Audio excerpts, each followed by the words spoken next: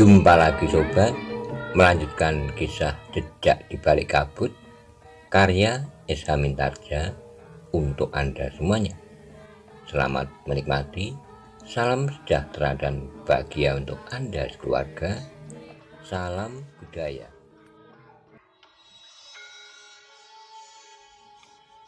Pada episode sebelumnya dikisahkan, setelah prajurit Pajang mengetahui bahwa mereka sedang dijebak oleh pasukan Hariwisoko di Banjar Desa dan dihidangkan makanan-makanan yang lezat, maka mereka segera mengatur siasat melarikan diri dari Banjar itu melewati belakang halaman Banjar, kemudian masuk ke dalam hutan. Bagaimana kisah selanjutnya? Simak bersama-sama. Setan alas, geram orang yang disebut Ki Bekel itu. Ia bahkan menemukan beberapa potong tulang ayam. Nampaknya para prajurit itu menghilang dari perdukuhan itu, masih sempat membawa beberapa potong daging ayam dan dimakannya sambil pergi meninggalkan Banjar.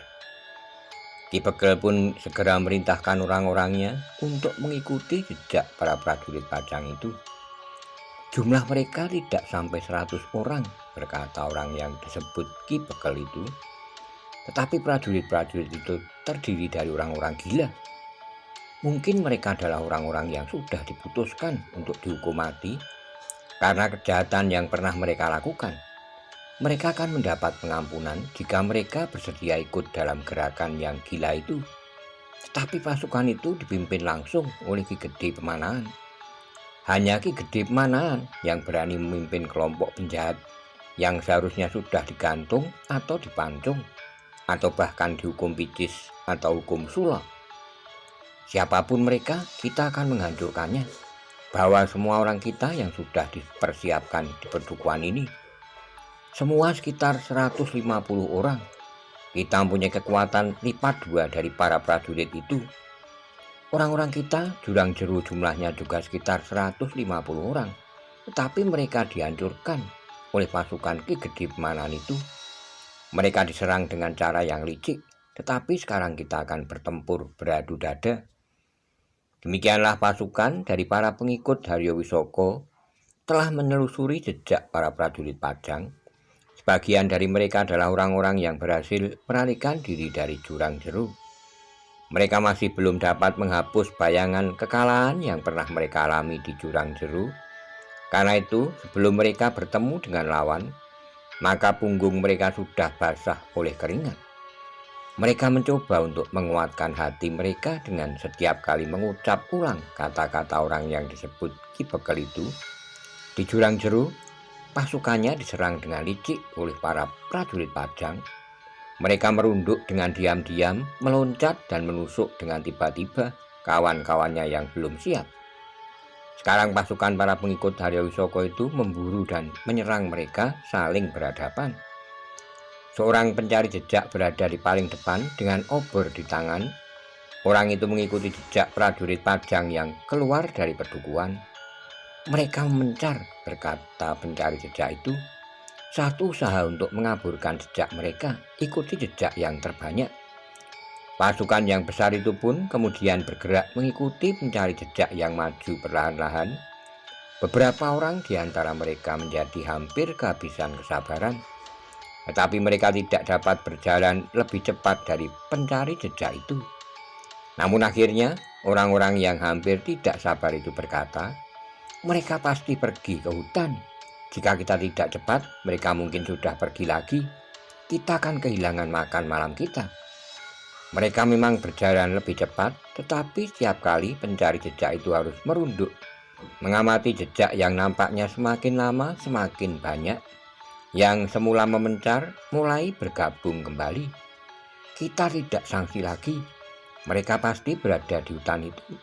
Kita akan mengamati jejak lagi. Setelah kita sampai di tepi hutan, mudah-mudahan mereka masih berada di sana.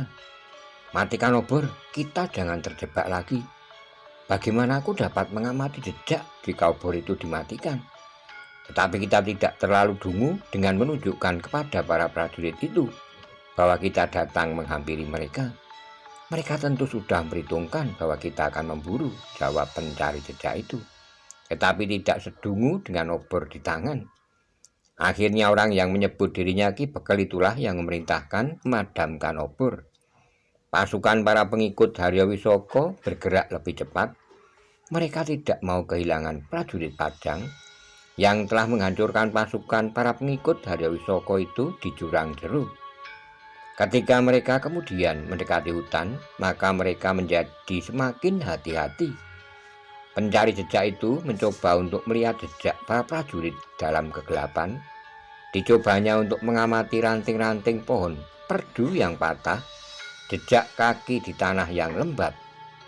Tetapi setiap kali pencari jejak itu mengusap matanya, katanya, "Aku dapat menjadi juling karenanya." "Persetan dengan matamu," sahut seorang pengikut Haryo Wisoko yang bertubuh tinggi. Pencari jejak itu menarik napas dalam-dalam, seakan-akan ingin mengedapkan kata-kata tajam dari orang-orang bertubuh tinggi itu di dalam dasar hatinya, agar hatinya tidak bergejolak karenanya. Demikianlah pasukan itu bergerak terus, sehingga akhirnya mereka sampai ke hutan itu. Pencari jejak itu yakin bahwa para prajurit Pajang telah pergi ke hutan itu pula. Tetapi pencari jejak itu kemudian telah kehilangan arah. Tanah yang basah, setumpuk sampah dedaunan kering, dan ranting-ranting patah, dahan dan pokok kayu yang roboh, menjadikan pencari jejak itu agak kesulitan. Apalagi jadi mereka masuk ke dalam hutan ini, bertanya orang yang disebut Ki Bekel. "Ya, mereka berada di hutan ini." Orang yang disebut Ki Bekel itu menggeram. Ia tidak dapat memerintahkan orang-orangnya untuk menyusul masuk ke dalam hutan. Jika demikian, ia akan dapat mengulangi peristiwa di Jurang Jeru. Para prajurit Pajang itu akan dapat menyergap mereka dengan tiba-tiba dari balik pohonan dan gerumbul-gerumbul liar. Mungkin sebagian mereka telah memanjat pohon-pohon yang tumbuh di hutan itu dan siap meloncat sambil mengayunkan senjatanya. Namun dipanggilnya seorang kepercayaannya dan pencari jejak untuk berbicara. "Jangan masuk," berkata pencari jejak itu. "Aku yakin mereka ada di dalam hutan ini. Sangat berbahaya jika sekarang kita masuk ke dalamnya. Jadi kita biarkan mereka lepas dari tangan." Kepercayaan orang yang disebut Ki Bekel itu menyahut, "Kita tunggu sampai esok. Besok begitu matahari terbit, kami akan menyusul masuk ke dalam hutan. Orang-orang yang kita kejar itu sudah berada di seberang hutan. Kita tidak akan sempat memburunya," jawab Ki Bekel. "Itu lebih baik daripada anak-anak kita dihancurkan lagi seperti yang terjadi di Jurang Jeru." "Aku juga berpikir seperti itu, tetapi rasa-rasanya hati ini tidak rela jika makanan yang sudah ada dalam mulut ini tumpah kembali. Orang-orang kita lah yang dungu. Seharusnya pasukan yang jumlahnya hampir 100 orang itu tidak dapat meninggalkan pedukuhan tanpa diketahui. Mungkin 1-2 orang dapat luput dari pengawasan, tetapi hampir 100 orang hampir tidak masuk akal. Menilik jejak mereka, para prajurit itu justru menyebar melintasi halaman-halaman dan kebun-kebun yang gelap, kemudian melompati dinding di beberapa tempat. Apapun yang mereka lakukan, tapi sedemikian banyak orang dapat lolos dari pengawasan. Jadi sekarang apa yang sebaiknya kita lakukan? Kita kembali ke pedukuhan. Rencana jebakan yang sudah kita susun dengan rapi itu ternyata sia-sia. Kita beristirahat di sini sebentar, mungkin ada sesuatu yang menarik perhatian," berkata kepercayaan Ki Bekel itu. Kemudian orang yang disebut Ki Bekel itu mengangguk, katanya, "Perintahkan untuk mengawasi keadaan. Jangan sampai kita dirunduk dan diterkam di punggung dan mati sebelum sempat mengangkat senjata." Kepercayaan Ki Bekel itu pun telah memanggil beberapa orang pemimpin kelompok. Diperintahkannya untuk mengadakan pengawasan yang ketat. "Kita beristirahat sebentar di sini." Namun dalam pada itu, kepercayaan orang yang disebut Ki Bekel itu telah membawa 3 orang yang terbaik untuk masuk ke dalam hutan bersama pencari jejak itu. Mungkin mereka menemukan sesuatu dalam hutan itu, tapi ternyata mereka tidak menemukan sesuatu. Akhirnya kepercayaan Ki Bekel itu terhinyak duduk di sebelahnya sambil berdesis. Tidak ada tanda-tanda apapun yang dapat kita kenali. Marilah kita pulang. Demikianlah pasukan yang jumlahnya 2 kali lipat dari para prajurit Pajang itu bergerak kembali ke Pedukuhan. Mereka menjadi sangat kecewa dengan rapi mereka menyusun jebakan. Para prajurit Pajang itu sudah masuk ke dalam jebakan mereka, tetapi akhirnya sia-sia. Perjalanan kembali ke Pedukuhan jauh lebih cepat dari perjalanan mereka memburu para prajurit Pajang. Mereka tidak perlu lagi mengamati jejak. Beberapa orang di antara mereka mengumpat-umpat di perjalanan pulang. Seorang yang bertubuh raksasa menggeram, "Golokku sudah haus darah, prajurit-prajurit Pajang. Seorang saudara sepupuku terbunuh, atau mungkin terluka parah di jurang jeru. Aku ingin membalas dendam. Nilai adikku itu sama dengan 5 kepala prajurit Pajang. Jika sepupumu itu terluka, mungkin ia masih akan dapat hidup," desis kawannya. "Menurut pendengaranku, kawan-kawan kita yang terluka mendapat perawatan yang baik di jurang jeru. Orang-orang jurang jeru tidak berani berbuat semena-mena karena mereka sadari bahwa jika pasukan Pajang itu pergi, mereka tidak akan dapat berbuat apa-apa lagi. Persetan dengan orang-orang jurang jeru. Tapi sepupuku itu tidak sempat keluar dari jurang jeru. Aku harus membalas dendam pada prajurit-prajurit Pajang itu." Tiba-tiba saja seorang yang lain berkata, "Jika kau kehilangan saudara sepupumu, aku kehilangan adikku yang bungsu, adikku yang lucu di masa kanak-kanaknya, akulah yang menyuapinya. Sayang, aku tidak berada di jurang jeru saat prajurit-prajurit Pajang itu dengan licik menyergapnya." Seorang kawan mereka sama sekali tidak tertarik pada pembicaraan itu. Ia masih saja berjalan sambil menundukkan kepalanya. Di tangannya dijinjing tombak pendeknya. Berbeda dengan kawan-kawannya yang berbincang dengan lontaran nada dendam itu, maka orang yang berjalan dengan kepala tunduk dan menjinjing tombak pendek itu merasa beruntung bahwa pasukannya itu tidak bertemu dengan para prajurit Pajang. Orang itu mengalami sendiri betapa ganasnya pertempuran di jurang jeru. Meskipun ia memiliki pengalaman yang cukup, namun pertempuran di jurang jeru itu terasa sangat mencekam. Rasa-rasanya orang itu tidak ingin lagi bertemu dengan sekelompok prajurit-prajurit Pajang yang ditemuinya di jurang jeru, pasukan yang dipimpin langsung oleh Ki Gede Pemanahan. Dalam pada itu di Pedukuhan di depan mereka sudah terdengar ayam jantan berkokok bersautan.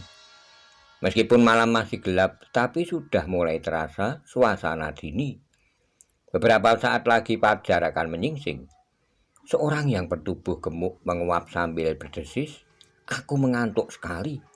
Masih ada bulak panjang di balik Pedukuhan itu. Ya, menjemukan sekali. Ya, lebih baik kita bertempur. Udara dingin ini tidak akan merasuk sampai ke tulang. Aku ingin membuktikan cerita orang tentang keganasan prajurit-prajurit Pajang." Kawannya yang gemuk itu tidak menyaut, tetapi ia justru menguap lagi tanpa menutupi mulutnya dengan tangannya. Namun orang itu mengumpat-umpat karena seekor binatang telah masuk ke dalam mulutnya. Rasa-rasanya malas sekali berjalan di dini hari.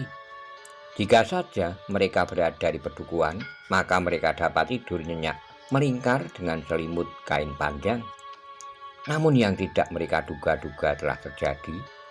Selagi pasukan itu berjalan bermalas-malas, maka tiba-tiba saja dari balik tanaman yang hijau di sawah, beberapa orang muncul sambil mengangkat busur. Tiba-tiba saja anak panah pun meluncur seperti hujan dari sebelah menyebelah jalan di pula itu sebelum mereka masuki mulut Pedukuhan. Beberapa orang langsung terpelanting jatuh tanpa sempat menarik senjatanya. Beberapa orang terluka dan beberapa orang lagi justru berlindung di balik tubuh kawan-kawannya. Serangan yang tiba-tiba itu sangat mengejutkan mereka. Tetapi orang yang disebut Ki Bekel itu tidak segera kehilangan akal.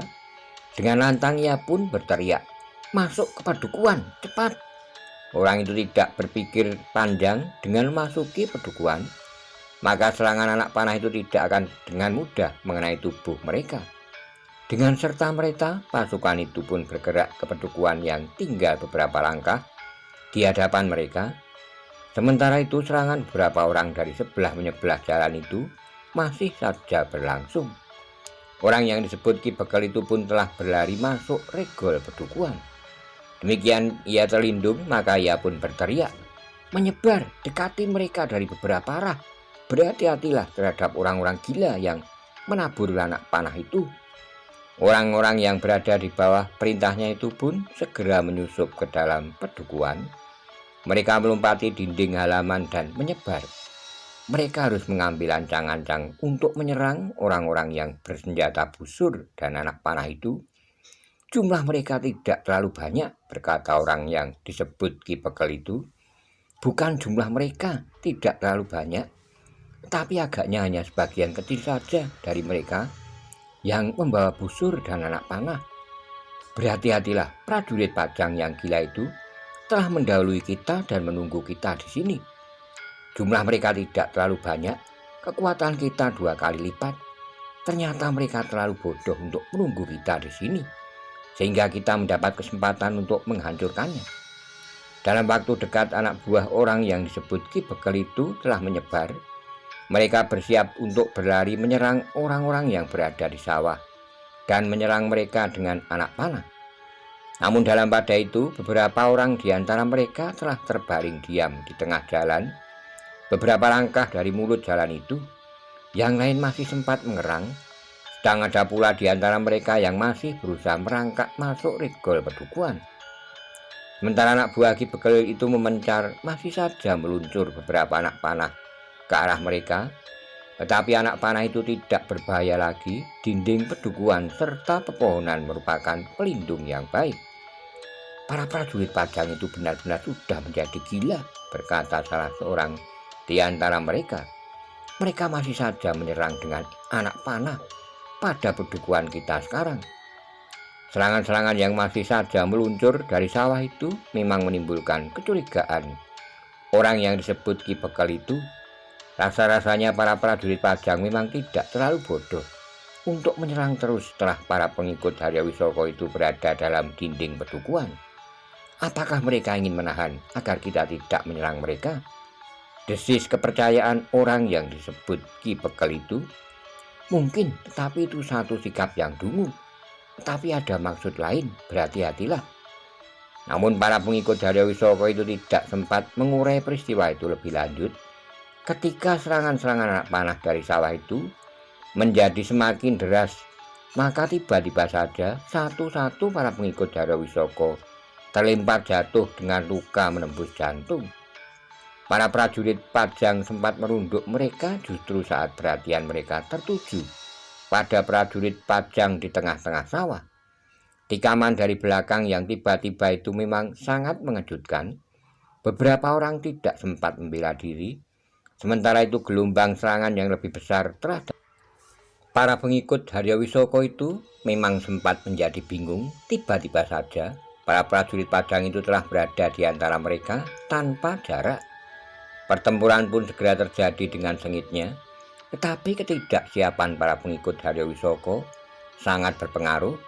Meskipun jumlah mereka lebih banyak, tetapi mereka sama sekali tidak mapan. Dalam pada itu, para prajurit Pajang yang berada di sawah telah berlari-lari ke pedukuhan. Mereka pun segera berlompatan masuk pedukuhan. Mereka telah meletakkan busur dan anak panah mereka, tetapi di tangan mereka tergenggam pedang. Serangan yang tiba-tiba itu telah merusak ketahanan jiwa para pengikut Haryawisoko, apalagi mereka yang pernah mengalaminya di jurang jeru. Hati mereka yang sudah cacat itu segera menjadi kabur dan bahkan tidak tahu apa yang sebaiknya dilakukan. Orang yang disebut Ki Bekel itu dengan darah yang mendidih telah mengerahkan kemampuannya, tetapi di hadapannya berdiri seorang anak muda dengan tongkat kayu di tangannya. "Hei, apa yang kau lakukan di sini?" Pertanyaan yang aneh, desis Paksi. "Kau bawa tongkat yang nampaknya baru saja kau potong dari turus bambu halaman rumah belah. Apakah kau kehilangan senjatamu?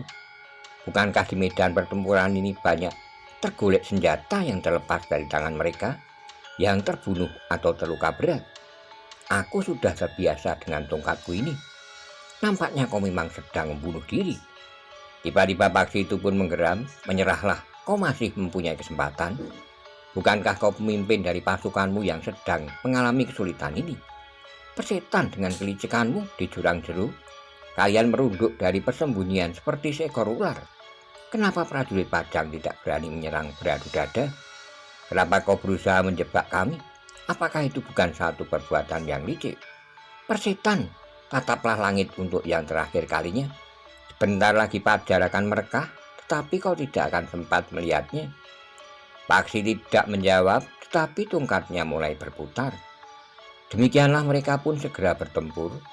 Orang yang disebut Ki Bekel itu telah mengerahkan kemampuannya. Kemarahannya terasa telah membakar seluruh isi dadanya. Namun ternyata bahwa ilmu orang yang disebut Ki Bekel itu tidak mampu mengimbangi ilmu Paksi. Dengan segera orang itu pun telah terdesak. Tapi kelebihan jumlah orangnya memungkinkannya untuk bertempur berpasangan. Orang kepercayaan Ki Bekel itu pun segera datang membantu. Melawan kedua orang lawannya, Paksi harus meningkatkan kemampuannya. Namun ternyata bahwa ilmunya masih mampu menguasai kedua orang lawannya, sehingga keduanya telah terdesak pula. Tetapi Paksi terkejut ketika tiba-tiba saja sebuah tombak pendek meluncur ke arahnya dengan cepat. Paksi berusaha untuk mengelak, tapi tombak yang meluncur dari kegelapan dan begitu tiba-tiba itu sempat menggores lengannya. Dengan cepat Paksi melompat surut. Ketika ia meraba, lengannya terasa cairan yang hangat membasahi jari-jarinya. Kemarahan Paksilah yang kemudian naik ke kepala. Sementara itu orang yang disebut Ki Bekel dan kepercayaannya itu pun telah menyerang bersama-sama. Paksi yang terluka di lengannya itu terdesak sesaat, namun dengan menghentakkan kemampuannya. Maka dengan cepat Paksi berhasil memperbaiki keadaan. Ketika Ki Bekel melompat menyerang langsung kepadanya, maka Paksi pun bergeser ke samping. Tetapi kepercayaan Ki Bekel itu tidak memberinya kesempatan. Senjata telah terayun menebas ke arah leher. Paksi sempat merendahkan diri mengelak dari serangan orang itu. Tapi pada saat yang bersamaan, senjata Ki Bekel itulah yang terjulur lurus ke arah dada. Paksi tidak sempat mengelak, tetapi dengan cepat ia memukul senjata Ki Bekel itu demikian kerasnya, sehingga senjata itu terangkat. Hampir saja senjata Ki Bekel itu terlepas dari tangannya.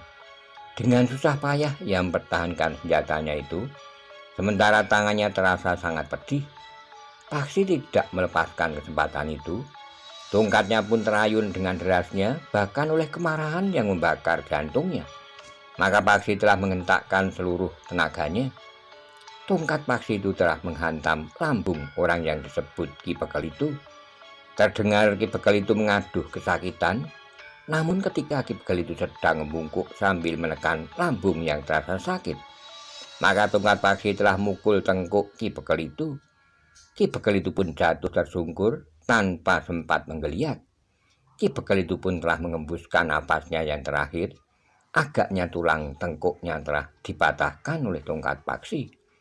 Kepercayaan Ki Bekel yang melihat keadaan mimpinya tiba-tiba saja seperti orang yang kehilangan pegangan. Hampir di luar sadarnya bahwa dari mulutnya telah terlontar isyarat mengundurkan diri dari pertempuran. Isyarat itu pun segera disaut oleh para pemimpin kelompok yang masih tersisa. Demikianlah ketika cahaya matahari mulai membayang di langit, maka para pengikut Haryawisaka itu pun telah larut dari medan pertempuran. Mereka meninggalkan korban yang cukup banyak, antara lain mereka yang terbunuh sebelum sempat memasuki pedukuhan dengan panah menembus dada mereka. Demikian matahari terbit, maka para prajurit Pajang itu sempat berkumpul di luar regol pedukuhan untuk mengetahui berapakah korban yang harus mereka berikan. 3 orang telah gugur, lebih dari 15 orang terluka, termasuk Paksi. 3 orang di antara mereka terluka agak parah. Jumlah kita semakin menyusut, berkata Raden Sutawijaya. Sementara itu kita belum menemukan Haryawisaka.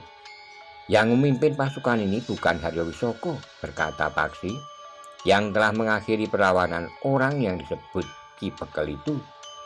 Sementara prajurit Pajang bertempur, seorang petugas sandi telah melacak ke pedukuhan tempat para pengikut Haryawisaka itu menjebak para prajurit Pajang. Tetapi sejak semula Haryawisaka tidak ada di pedukuhan.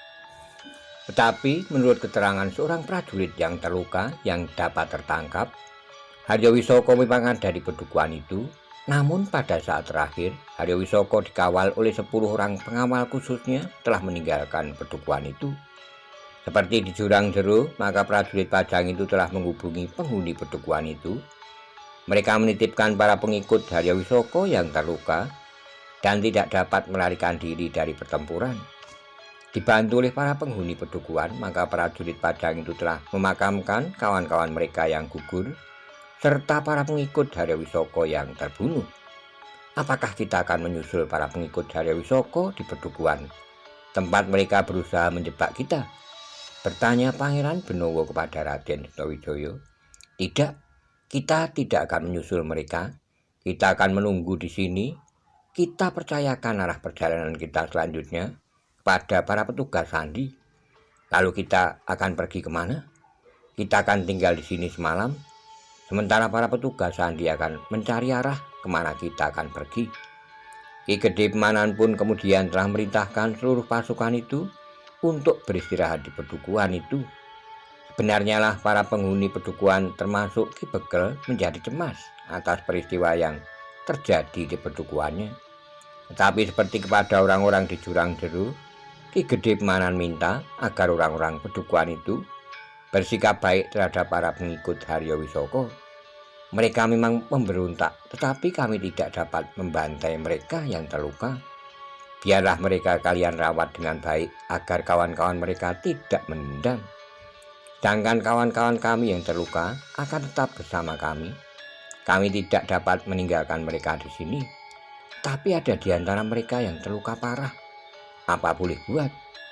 Hari itu Ki Gede Pemanan dan pasukannya tetap berada di pedukuhan itu.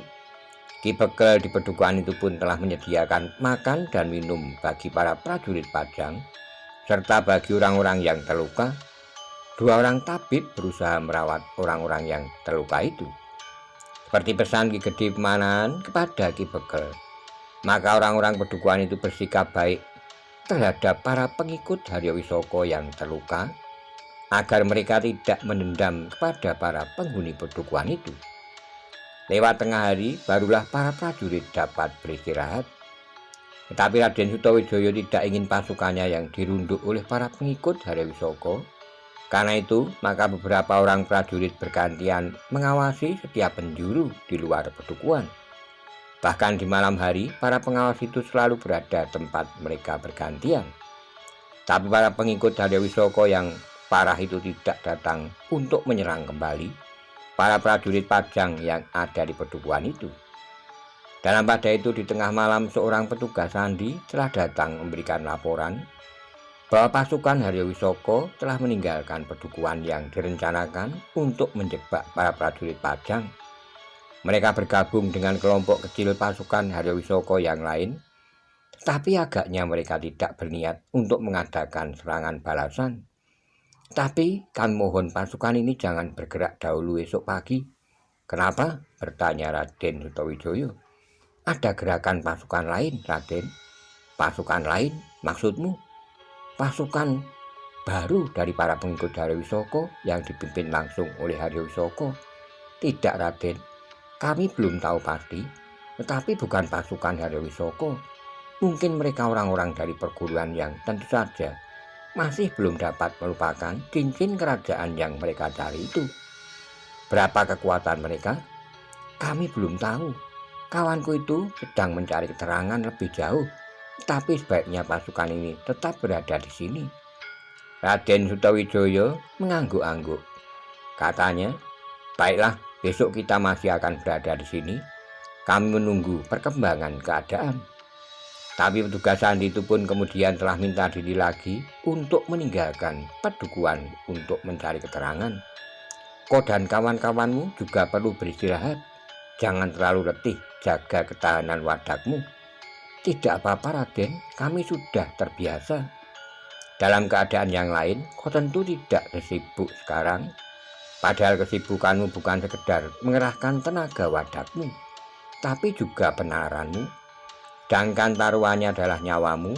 Ketegangan-ketegangan yang mencekammu akan dapat mengganggumu.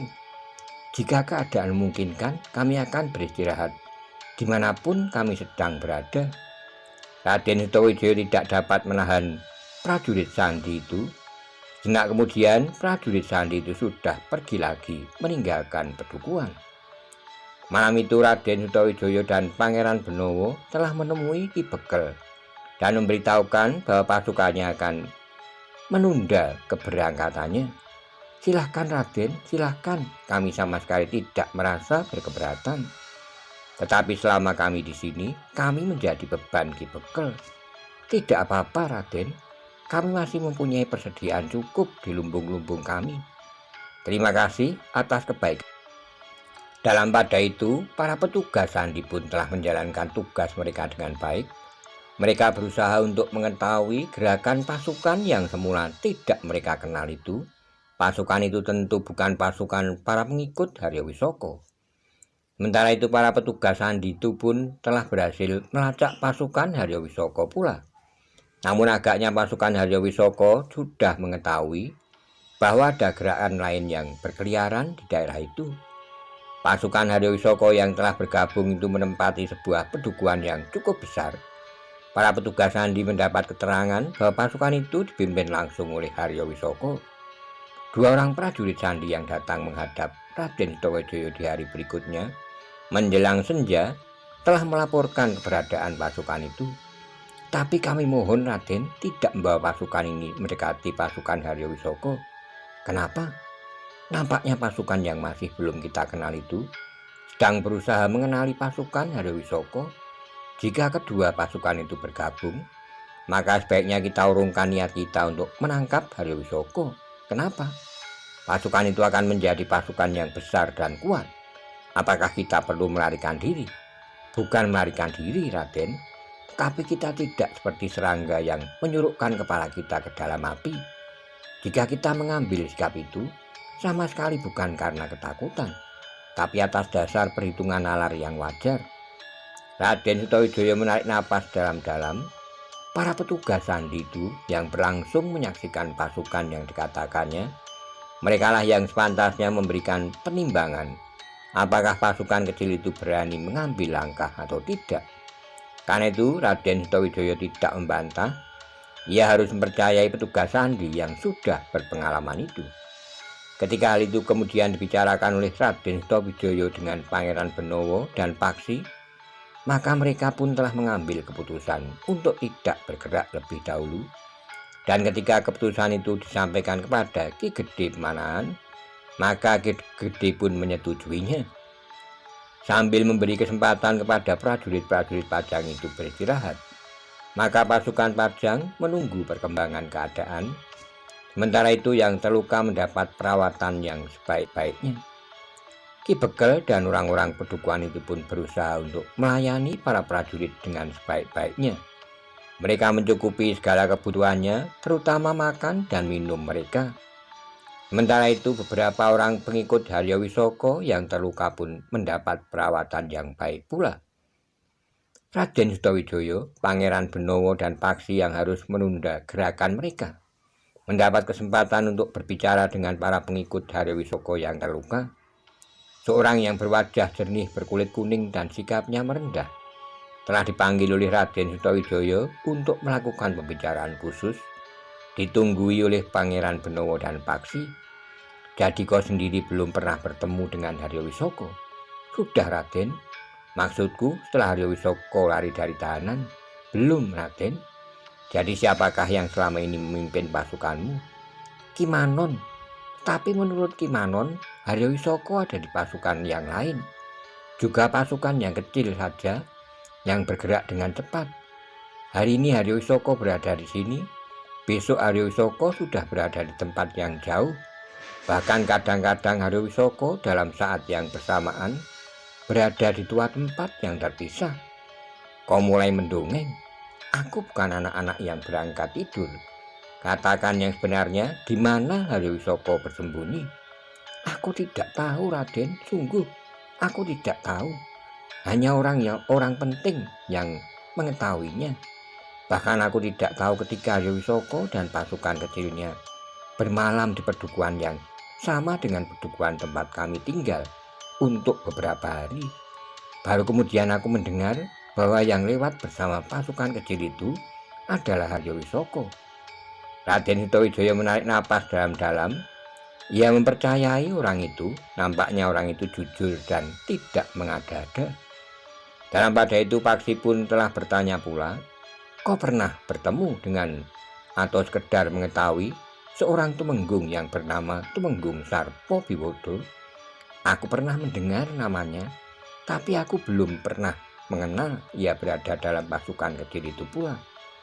Paksi menarik napas dalam-dalam, namun ia tidak bertanya lebih jauh. Pangeran Benowo lah yang kemudian bertanya, "Kenapa kau berada dalam pasukan yang berada di bawah perintah Haryo Wisoko? Apakah kau tidak tahu bahwa Haryo Wisoko telah memberontak terhadap kekuasaan Pajang? Haryo Wisoko hanya ingin mengambil haknya dari Mas Karebet yang menyebut dirinya Sultan Hadiwijoyo. Siapapun Mas Karebet, tetapi Mas Karebet adalah menantu kandung Sultan Demak. Ia berhak untuk mewarisi kedudukan mertuanya."